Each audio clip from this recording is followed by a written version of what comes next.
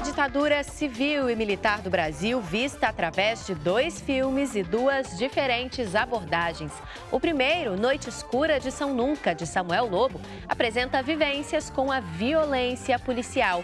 Enquanto o segundo, Guerra dos Gibis, de Rafael Terpins, é uma animação que traz personagens de quadrinhos eróticos censurados durante a ditadura e que travam no filme uma verdadeira batalha.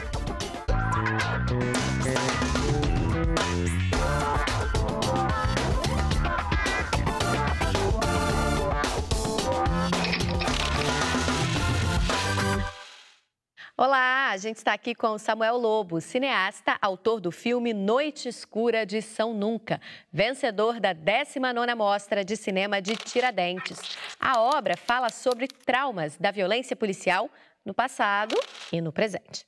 Samuel, bem-vindo ao Curta em Cena. Obrigada por ter vindo ao nosso programa. Você rodou esse filme logo depois das manifestações de 2013. Elas te inspiraram de alguma maneira? Como que isso afetou a sua obra? O Noite Escura de São Nunca, ele foi meu trabalho de TCC de curso na UFRJ e a gente resolveu fazer um filme, primeiro a partir de uma notícia de jornal sobre a Inês Etienne Romeu, que foi uma militante que se opôs ao governo militar e foi presa, torturada, sofreu uma série de violências e depois de velha, já em 2003, 2004 mais ou menos, ela sofreu um atentado em casa ainda. E aí eu vi essa notícia num jornal na rua e fiquei muito impactado com isso e quis fazer um filme a partir disso. E aí veio 2013, os protestos, a repressão policial.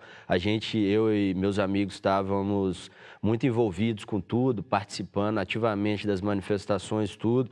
Chegamos a ser detidos, uma série de barbaridades que a gente vivenciou por parte da polícia, e aí a gente resolveu incorporar isso ao filme, articular essa relação entre uma violência de Estado cometida durante a ditadura e as violências cometidas pela polícia militar hoje em dia, de como a gente não ter encarado esse passado, de não ter visto a ditadura e repassado esses fantasmas todos a limpo, abriu o caminho para a polícia fazer as barbaridades que ela faz hoje.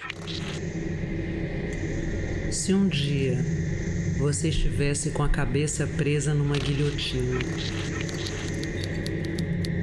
e um demônio se esgueirasse na sua mais solitária solidão e sussurrasse no seu ouvido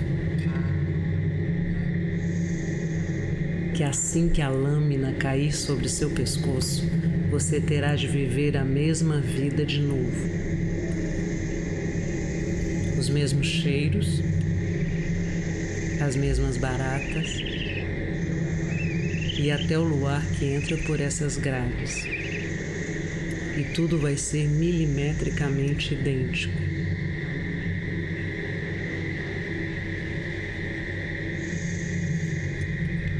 Você amaldiçoaria esse demônio ou aceitaria tal condenação?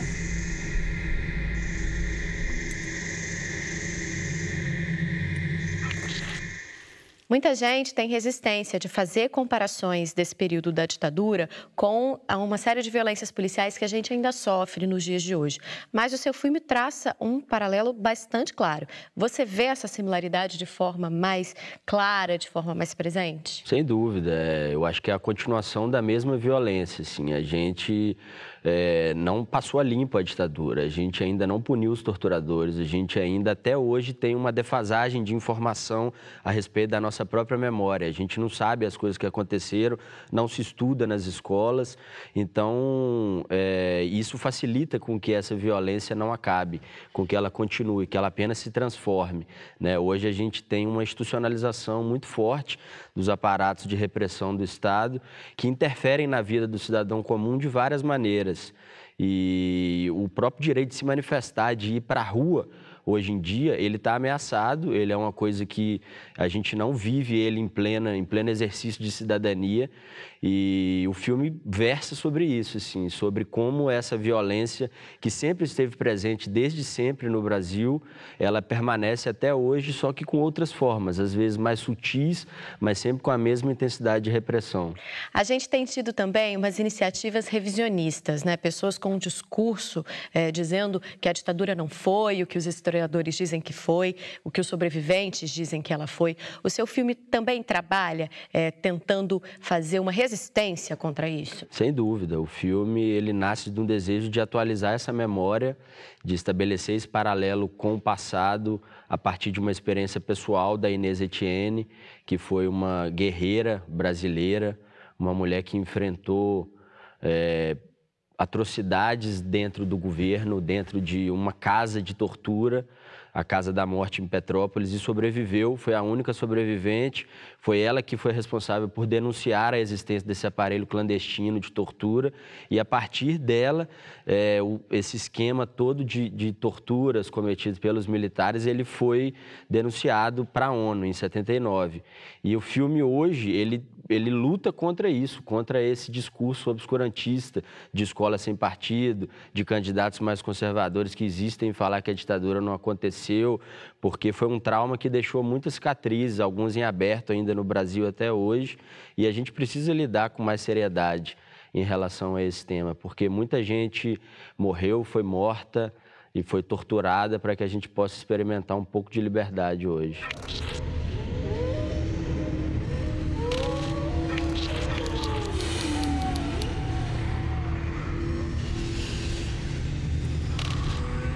Você é o beco sem saída completo. Corpóreo, encorpado, incorporado.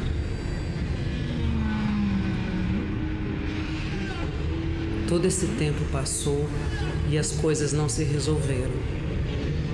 Que coisas?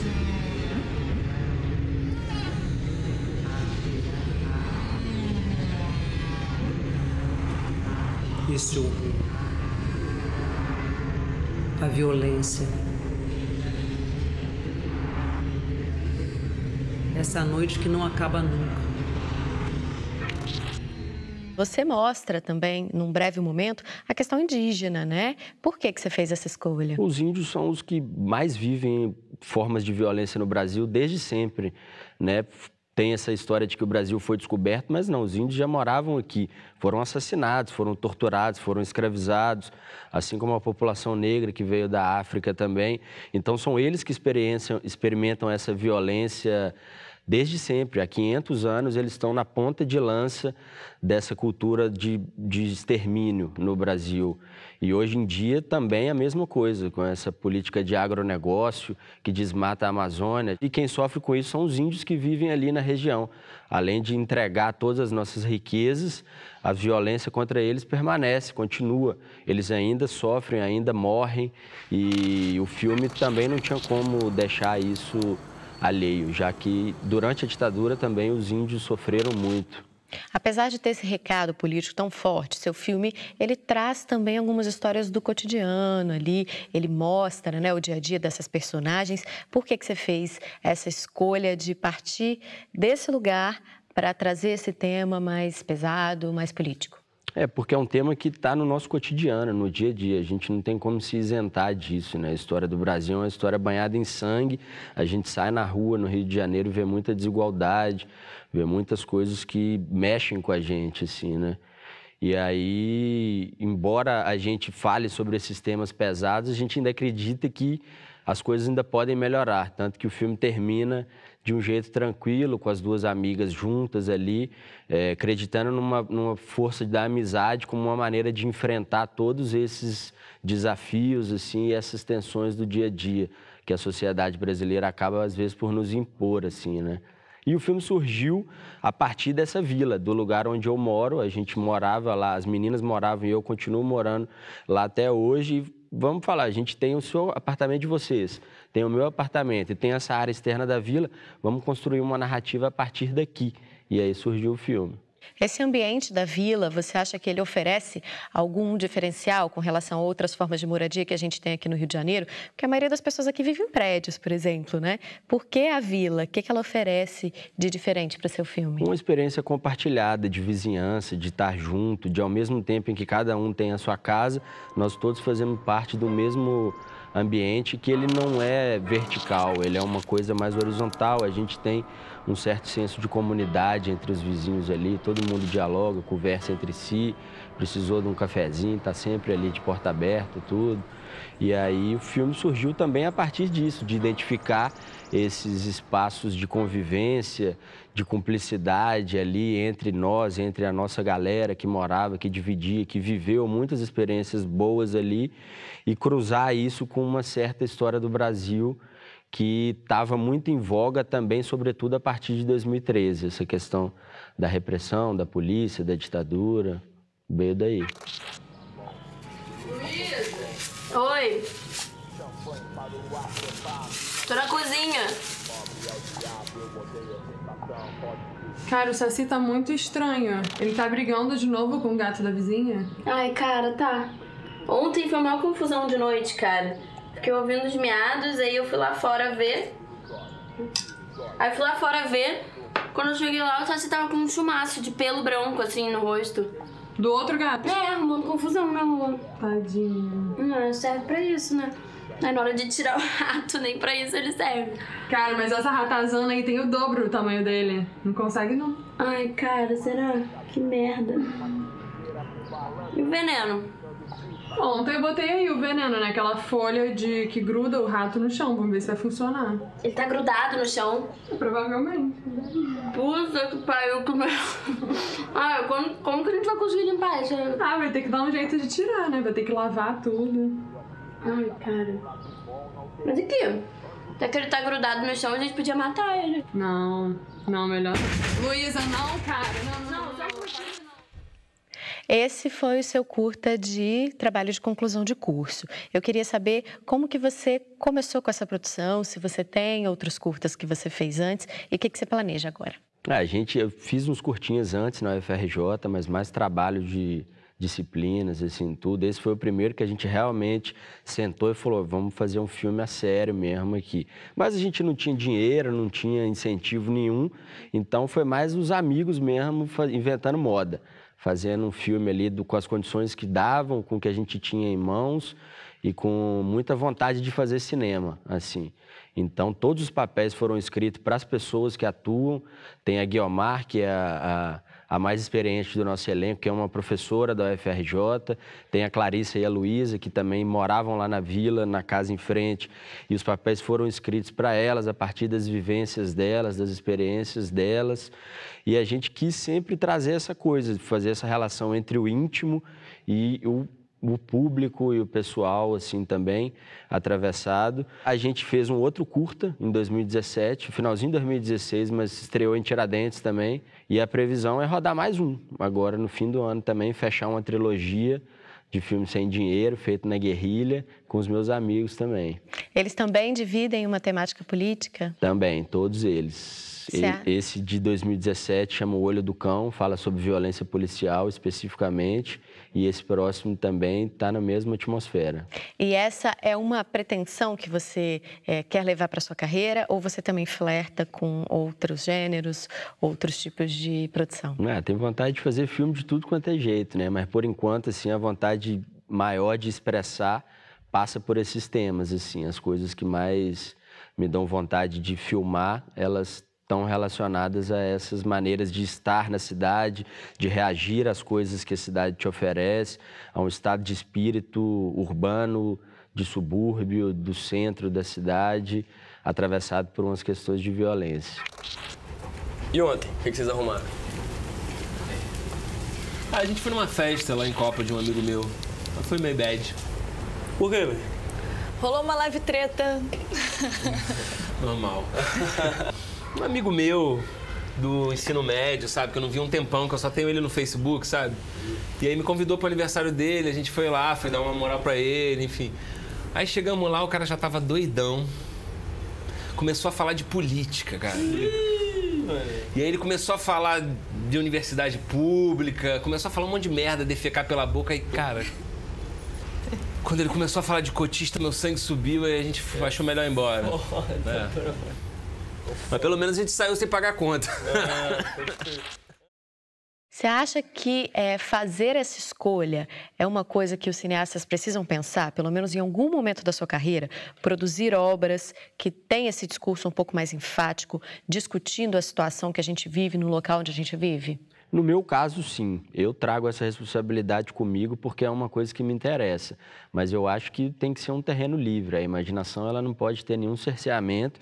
As pessoas têm que fazer os filmes que elas querem fazer, sem nenhum tipo de censura, sem nenhum tipo de impedimento ou de direcionamento. Eu acho que a liberdade em primeiro lugar, sempre. O curta, ele costuma ser apontado como um lugar da experimentação, né? Até por uma questão de técnica e de dinheiro para produzir, ele é mais fácil, então diretores iniciantes costumam começar pelos curtas. Você concorda com isso, que ele deve ser o terreno para as pessoas se jogarem, para experimentarem novas técnicas, experimentarem novas temáticas? Eu acho que a nível de experimentação, no cinema brasileiro, o curta-metragem é a ponta de lança, assim. É o lugar mesmo onde a gente vê os filmes mais arriscados, os filmes que mais procuram novas formas de linguagem, procuram novos diálogos, sensações.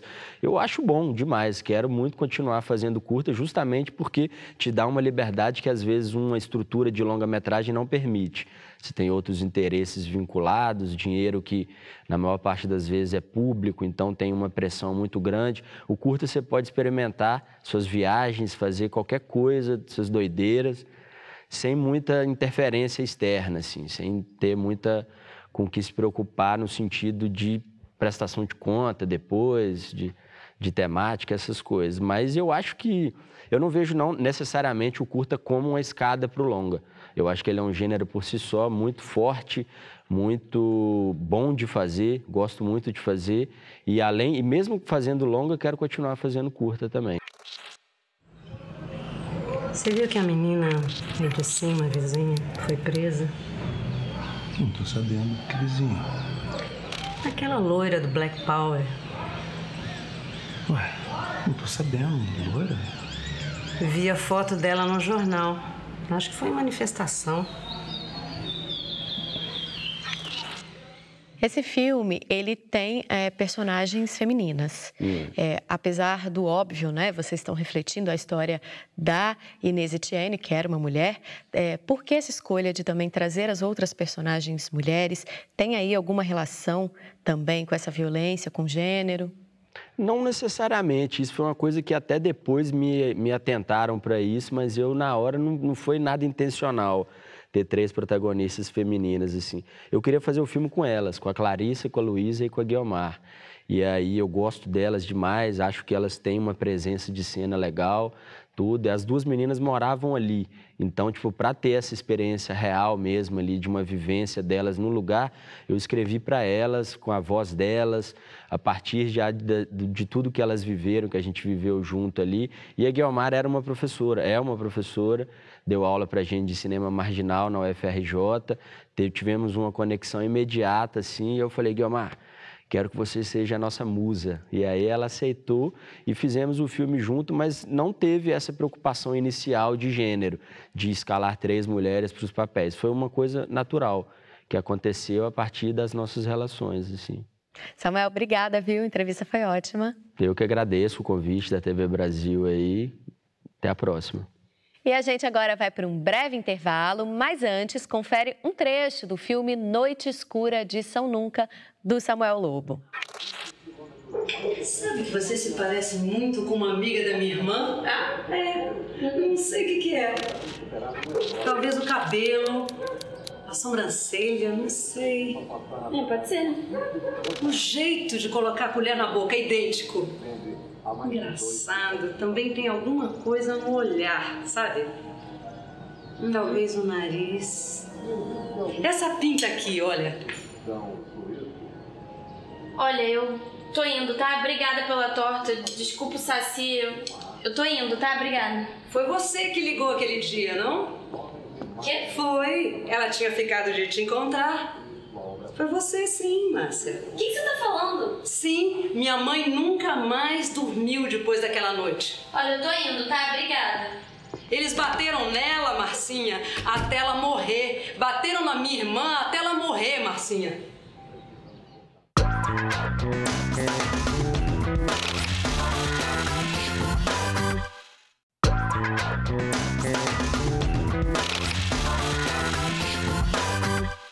Estamos de volta e o assunto é o filme Guerra dos Gibis, que traz importantes personagens de gibis eróticos censurados na década de 70 e que voltam para combater a guerra contra a censura. Esse filme ganhou muitos prêmios em festivais, entre eles o de melhor filme no Festival de Cinema de Brasília. E hoje a gente bate um papo com o seu diretor e idealizador. Vamos conferir? Meu nome é Rafael Terpins, eu sou cineasta e já fiz 4 curta-metragens e estou agora finalizando meu primeiro longa. A animação sempre me atraiu muito. Eu vim de uma família, minha mãe era artista plástica, depois se tornou designer, sempre trabalhando com vidro. E uma influência muito grande do meu tio também, que era músico, era vocalista e cabeça da banda Joelho de Porco. E os quadrinhos sempre me atraíram porque eu tive sempre uma facilidade muito grande de desenhar e fui descobrindo o cinema, a minha voz através do desenho, né?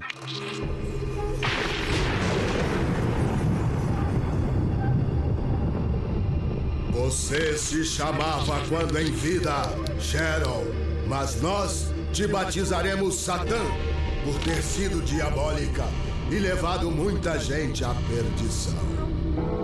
Sua alma ficará penando durante anos e anos até que pratique 100 boas ações, lutando contra as injustiças, os criminosos e os pecadores e consiga limpar a mácula de sua alma.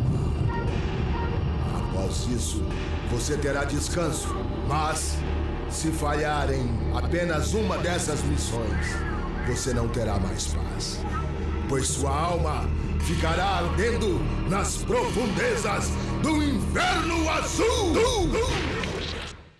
Eu fui chamado pelo Thiago Mendonça para fazer o Minami em Close-Up. Foi um curta dele, 2011, se eu não me engano.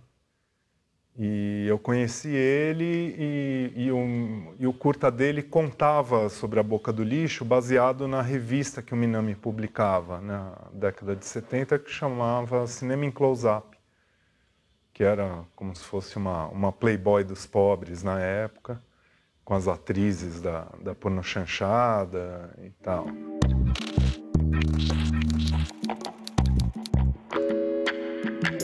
Acho que foi uma das razões que o Thiago acabou me chamando, por causa do meu trabalho em animação, e a gente pôde brincar um pouco com isso com o Minami. Acho que o Minami acabou sendo um ensaio do Guerra dos Gibis, né?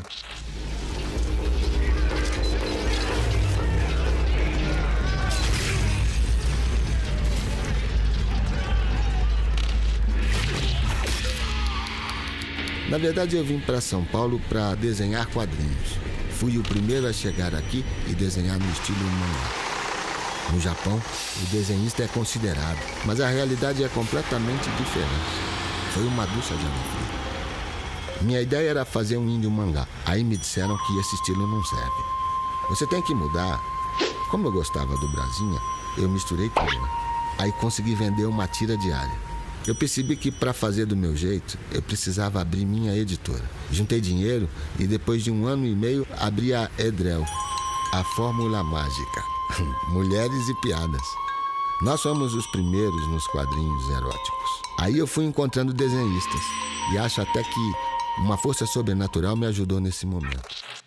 A brincadeira era contar essa história através dos personagens. Entrar nesse mundo lúdico das pessoas que viveram a época e mostrar esses super-heróis da década de 70 lutando contra um mal maior, que seria uma representação da ditadura, né? e da censura, principalmente. Quando ia sair a revista, era mandado antes para a censura. Voltava tudo. Isso não pode, isso não pode. Tive muitas apreensões, né? Eu perdi muita edição completa. O Paulo Fukui, que ficou no meu lugar na Edrel, deram uma surra nele, né? Por isso que teve problema com a censura, né? Teve casos sérios lá. Até de tortura. Eu, Cibele. Eu, Cibele. Juro ser fiel a Sandrel. Juro ser fiel a Sandrel. Jamais sentirei saudades do outro mundo. Jamais sentirei saudades do outro mundo. Porque este é o meu verdadeiro povo. Porque este é o meu verdadeiro povo. A quem servirei até a morte. O Guerra dos Gibis foi um filme muito bem recebido, muito premiado. Né? Ganhamos o prêmio máximo em Brasília, sessão ao concurso no É Tudo Verdade. E fiquei muito feliz com o reconhecimento, né? O trabalho em animação é muito árduo, em cinema também. E sempre foi um sonho, né? E acho que eu acredito que os prêmios me permitiram chegar onde eu estou, de poder me colocar como cineasta, além de continuar fazendo o meu trabalho como motion grapher, como um designer de créditos para inúmeros filmes. Os prêmios acho que me permitiram dizer, não, agora eu vou também começar minha carreira, dirigir meu primeiro longa, começar a botar a cara aí, né? E depois desse papo super interessante, o Curta em Cena de hoje fica por aqui. Mas você confere os extras das 2 entrevistas lá na nossa página. Até semana que vem. Tchau!